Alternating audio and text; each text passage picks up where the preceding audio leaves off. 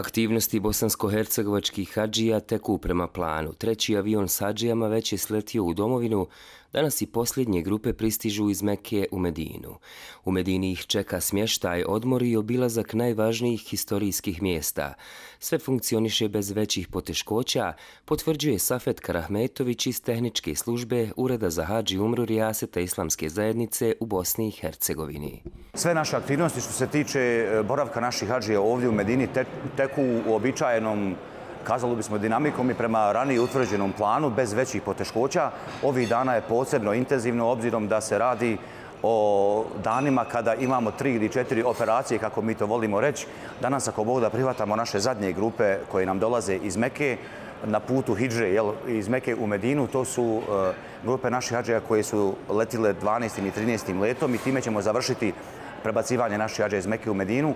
Zatim jutro smo imali jedan let, to je treći po redu i ako Bog da je već u pripremi 4. let koji danas u popodnevnim satima, odnosno ranim večernjim po lokalnom vremenu s Božjom pomoći leti za Bosnu i Hercegovinu. Također ovog jutra poslali smo i 10 naših aviogrupa na zijarete ovdje znamenitostima Medine, tu je Uhud, Kibletein, Hendek i Mesdžidul Kuba.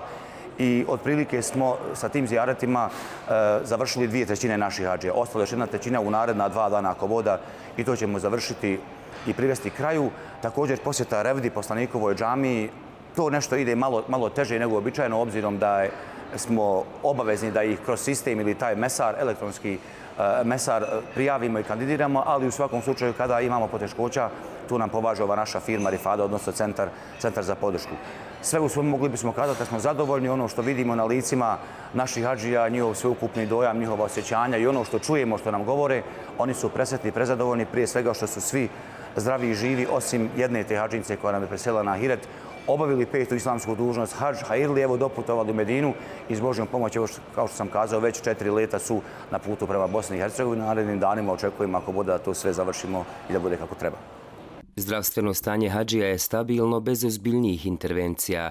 Doktorica Berima Osmić-Mulahalilović, koja brine o njihovom zdravlju, ističe da su hadžije fizički dobro, a najviše pomaže dobra preventiva. U dolasku u Medinu ukupno je pregledano do današnjeg dana 276 pacijenata. Najčešće su to respiratorni infekti, povremeno povraćanje i prolivi. Uglavnom svi pacijenti se ambulantno tretiraju. Imamo 2 pacijenta sa suspektnim upalama pluća gdje se ti pacijenti prate. Uglavnom svi su stabilni. Stanje što se tiče medicinskog aspekta naših hadžija je zadovoljavajuće. U Medini vlada opuštenija atmosfera. Nakon zahtjevnih hadžskih obreda u Mekki, hadžije sada uživaju u blagodatima Medine. Odmaraju, posjećuju poslanikovu džamiju i duhovno se ispunjavaju. Mašala, to je neopisivo. To je jedna velika radost, velika... Ne mogu opisati. Sad bih poželjela da Allah svakom otvori put da dođe. Mi se ko da smo kod kuće. Mi se družimo, zajedno kafe pijemo, zajedno sjelimo, zajedno hodamo, kupujemo, trošimo, poklone kupujemo. Evo, kod ove jedne nam se unuka našla, evo, hoće da nas počasti sve. Poručila bi svim našim da što je u mogućnosti ranije da dođe da obavi hadž, da sve ostavi po strani, prvo hadž da obavi pa poslije ostavu. Sve će doći na svoje.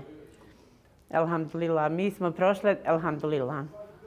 Ovdje nam je odlično, dobro smo se, eto, da nam Allah ukabuli hadž i upiše u dobro i opet da ponovo se nekad najdemo ovdje. Do kraja boravka u Saudijskoj Arabiji preostalo je još nekoliko dana. Za to vrijeme hadžije će iskoristiti svaku priliku da u miru i duhovnosti provedu vrijeme u Medini, prije nego se i posljednje grupe zapute nazad kući, ispunjenog srca i s dovama sa svetih mjesta.